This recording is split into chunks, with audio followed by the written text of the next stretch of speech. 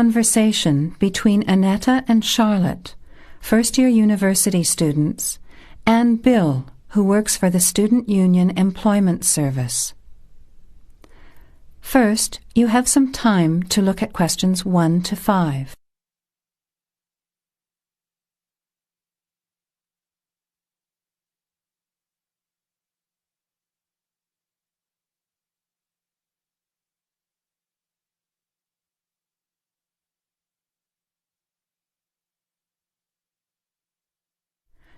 Now, let's begin.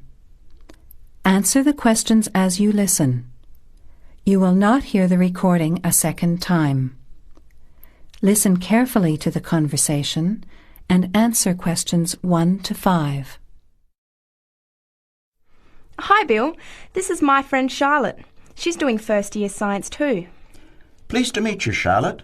Annetta told me you want some part-time work. Now, I just have to complete your details on the computer. What's your surname? Johnston. With an E? Yes. JohnstonE.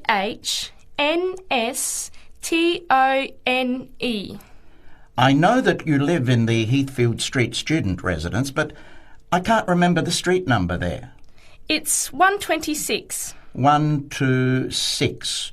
Good. And the phone number? Well, actually, I never give people that number because sometimes nobody answers or they forget to pass on the messages. So, I bought a mobile phone yesterday, but I can't remember the number. I think it's 0414 847 748. I'll just check. No, sorry, not 748.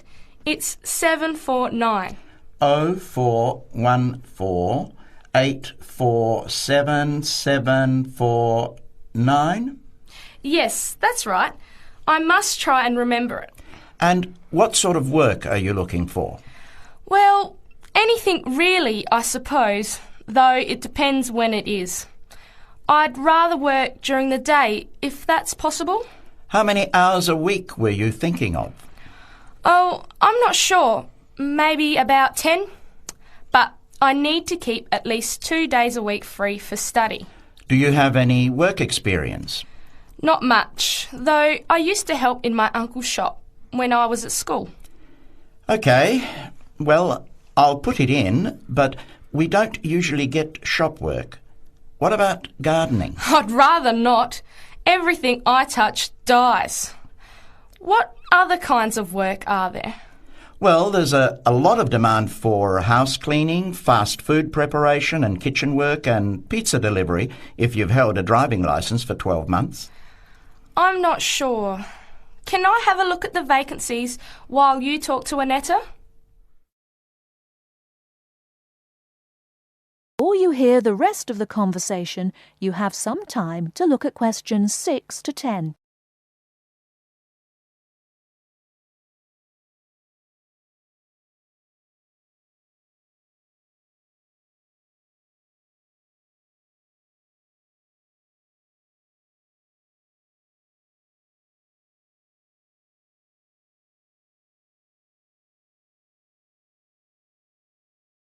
Now listen and answer questions 6 to 10.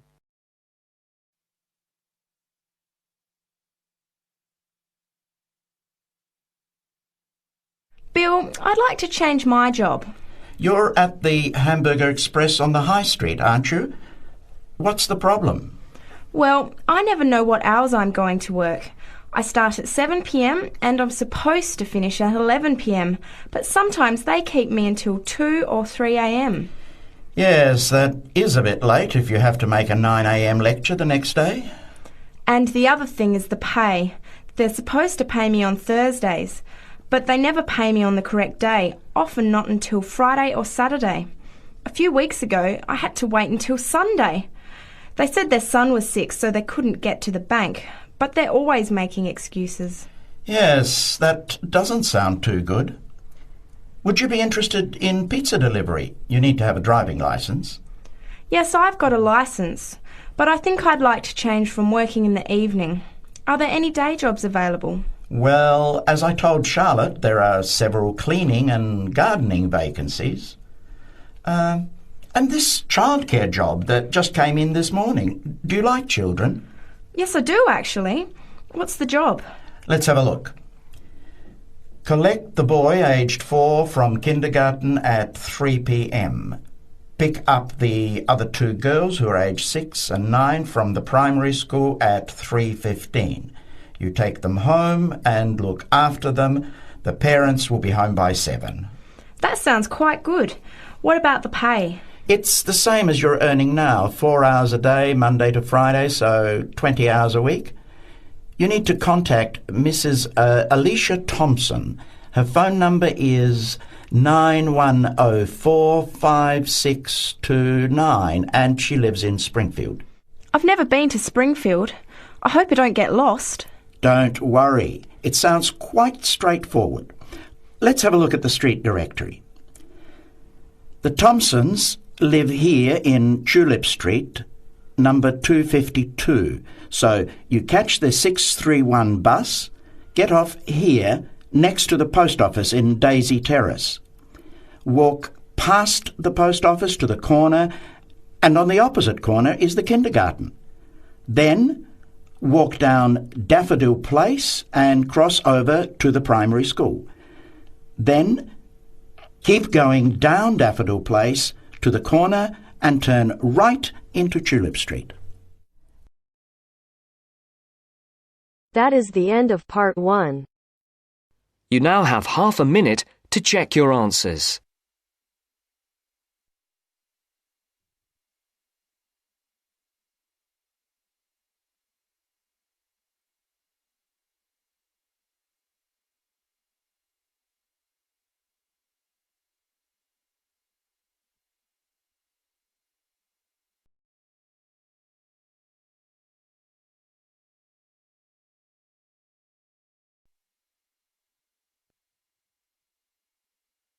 Now turns to part 2. Part 2. You will hear part of a podcast for visitors to the popular holiday region called the Treloar Valley. First, you have some time to look at questions 11 to 14.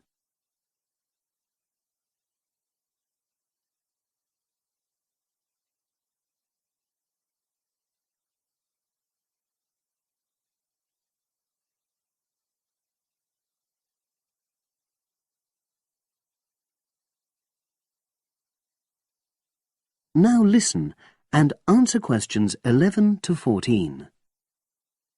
The valley and estuary of the River Treloar forms an unspoilt, beautiful landscape, rich in both wildlife and sites of historic interest. There are many ways to explore the area, and public transport links are good. It is possible to leave your car behind and travel by boat, train, or bus, with just short walks in between stops. The Treloar Valley Passenger Ferry runs between villages along the river estuary and provides a link with a train station at Barrie, which is about 10 minutes' walk from the riverside village of Calton. In the past, the river was the main form of transport in the area, and as in the past, today's ferry service operates according to nature. The river estuary is tidal, and so the ferry timetable differs from day to day, according to the times and height of the tide. The ferry is also seasonal, normally running between April and September, depending on the weather. A timetable for the whole year can be downloaded from the internet by visiting www.treloarferry.co.uk. If you just want to sit and relax and enjoy the lovely scenery, you can take a river cruise to Calton and back from the nearby city of Plymouth. In the past, steamships brought early tourists along the same route. Queen Victoria and her family enjoyed such a trip in 1856. The journey is quicker these days. The round trip takes between 4 and 5 hours, depending on tides and weather. If you prefer, you can travel upriver by boat and return to Plymouth by train. All cruise boats and trains have wheelchair access. For more information and for departure times, ring Plymouth Boat Cruises on 017-528-23104. Trains run several times a day throughout the year between Calton and Plymouth, with various stops in between. They are used by both local commuters and tourists who want to enjoy the beautiful scenery. The highlight of the journey is crossing the river on the stunning viaduct, which was built at the beginning of the 20th century and towers 120 feet over the water. It is unnecessary to book, and tickets can be bought on the train. For information about fares and timetables, contact National Rail Enquiries by phone or online. The bus service in the Treloar Valley now connects all train stations and villages in the area. Especially for holidaymakers, there's a Rover ticket which can be used at weekends and on national holidays, and allows unlimited journeys on those days. The Rover ticket provides great value for money and is now even cheaper than it was last year. An adult ticket costs £5.50 a day. Senior citizens can travel for £4.50, and a family ticket for up to 5 people costs just £12. Tickets can be bought on the bus. Now you have some time to look at questions 15 to 20.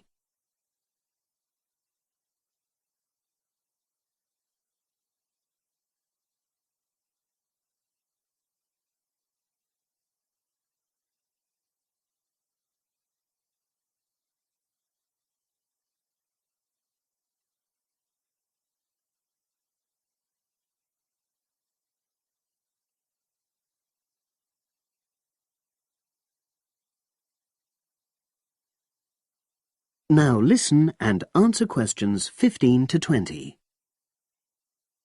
At the center of the Treloar Estuary area is the historic riverside village of Calton. The main road comes into the village from the south, and for those of you who are arriving by bus, it turns left just before the bridge and stops in the lay-by on the left-hand side. From there, it's just a short walk to Calton's various attractions. If you're arriving by car, you have to leave it in the main car park. Go over the bridge and take the first turning on the right. Then go on until you come to the end of that road. It's the only place to park in Calton, but there's no charge. If you're interested in local history, there's a museum in Calton with farming, fishing, and household implements from the late 19th century. As you come in from the south, cross the river and go straight on the same road until you reach the end. Also, on the subject of history, you can go and see the old mill, which has recently been renovated and put back into use. Turn left before you come to the bridge. Then go straight on and then take the first turning on the right. This leads straight there. If you're interested in arts and crafts, there's a potter's studio where you can watch the artist at work. After crossing the bridge, turn left, and it's the second building on the left. Finally, when you feel in need of refreshments, there's a cafe opposite the old boathouse and a picnic area near the mill.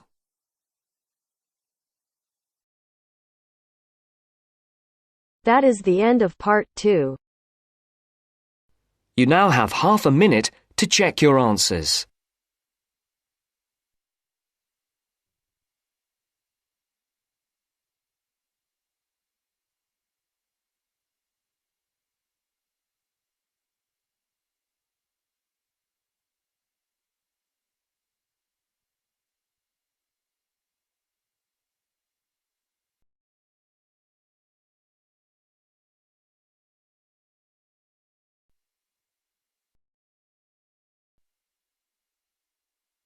Now turns to part 3. Part 3. You'll hear a tutor and a student talking about the history of the scientific method. First, you have some time to look at questions 21 to 25.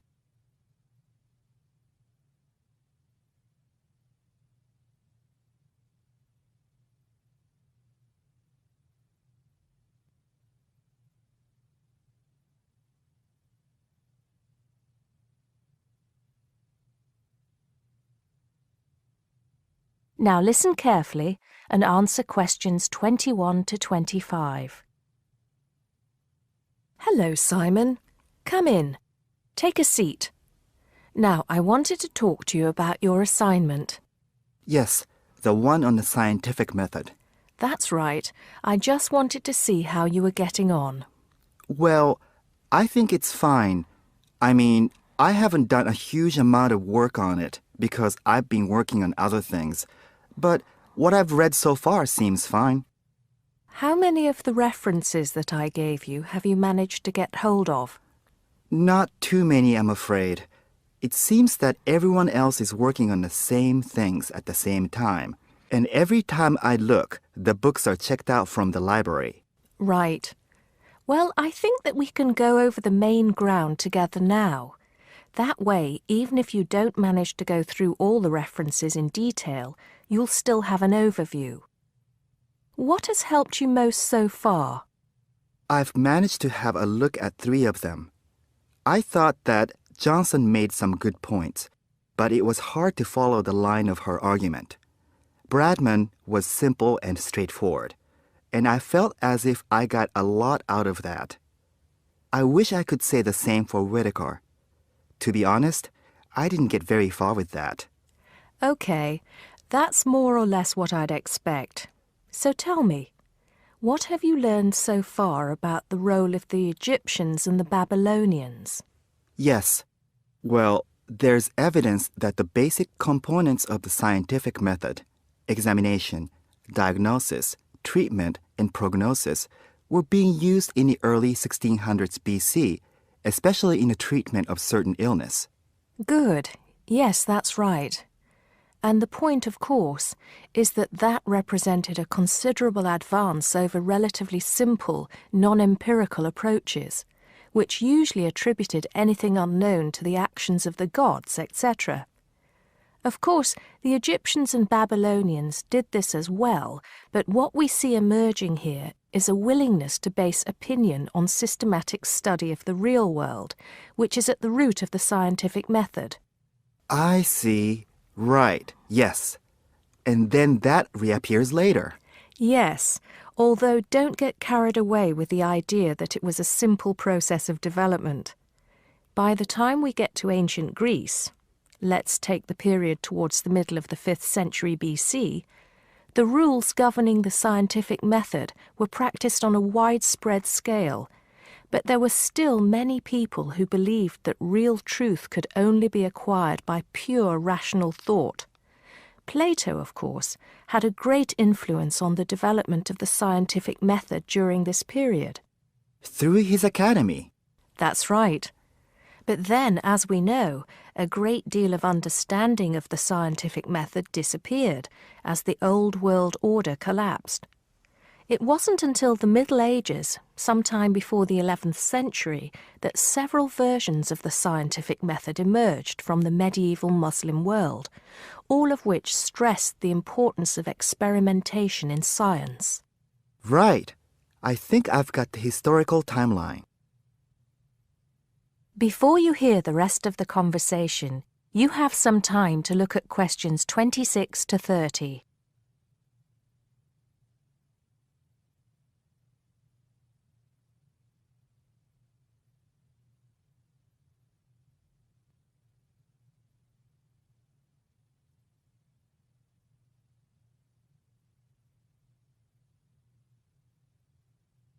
Now listen and answer questions 26 to 30. The other thing I'm struggling with slightly is actually pinning down precisely what we mean by the scientific method. I wonder if you could give me some pointers on that. Sure. Well, it's best to think of the scientific method as a series of steps in a process which allows us to find answers to questions about the world around us. So the first step is to identify the problem. What is it that you want to know or explain? And then I think the next step is designing an experiment. But you can't design an experiment unless you know what you want your experiment to tell you. Oh, yes. You need to form a hypothesis to be tested before you design the experiment. So there's a very clear relationship between hypothesis and experiment. Having designed the experiment, then of course you go on to carry out the experiment. The particular procedure you follow, the protocol, will differ from experiment to experiment, but the underlying principle is the same. You analyse the data from the experiment in order to confirm or disprove your hypothesis. Assuming the experiment is accurate. Oh yes. If there's anything unusual about the data, or if the results are at all surprising, then you need to ask yourself whether the experiment could be flawed and whether the data could be unreliable. If the answer is yes, then it may be necessary to modify the experiment and go through the process again. So, once you have reliable, valid results, then the final step is to communicate them. The wider scientific community needs to know about the results, and publication in journals is the accepted way. Okay, I think I've got the basics. It's going to get more complicated as we begin to look at some people who have criticised the scientific method. So you need to make sure that you understand things up to this point. Let me know if you have any further problems with it. That is the end of part 3. You now have half a minute to check your answers.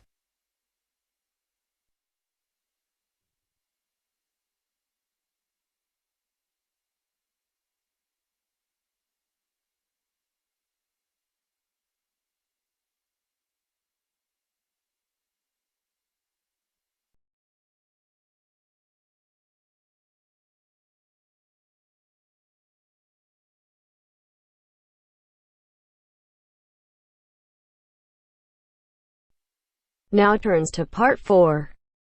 Part 4. You will hear a talk about memory in babies and young children. First, you have some time to look at questions 31 to 40.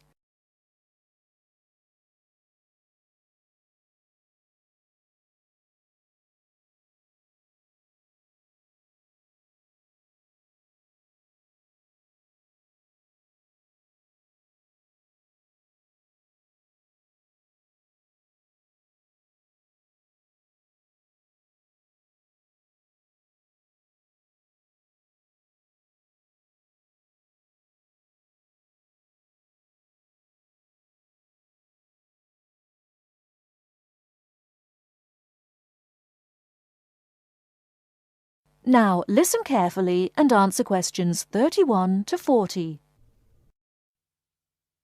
We're going to look today at some experiments that have been done on memory in babies and young children. Our memories, it's true to say, work very differently, depending upon whether we are very old, very young, or somewhere in the middle. But when exactly do we start to remember things? And how much can we recall? One of the first questions that we might ask is, do babies have any kind of episodic memory? Can they remember particular events? Obviously, we can't ask them, so how do we find out? Well, one experiment that's been used has produced some interesting results. It's quite simple and involves a baby in its cot, a colourful mobile, and a piece of string. It works like this. If you suspend the mobile above the cot and connect the baby's foot to it with the string, the mobile will move every time the baby kicks. Now you can allow time for the baby to learn what happens and enjoy the activity. Then you remove the mobile for a time and reintroduce it sometime from 1 to 14 days later.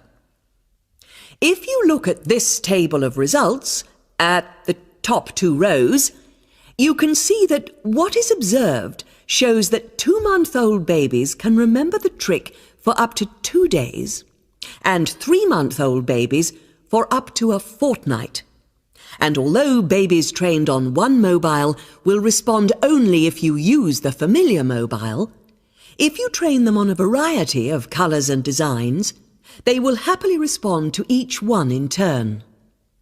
Now, looking at the third row on the table, you will see that when they learn to speak, babies as young as 21 months demonstrate an ability to remember events which happened several weeks earlier.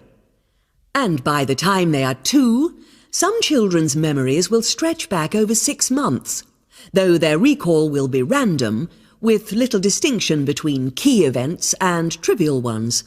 And very few of these memories, if any, will survive into later life.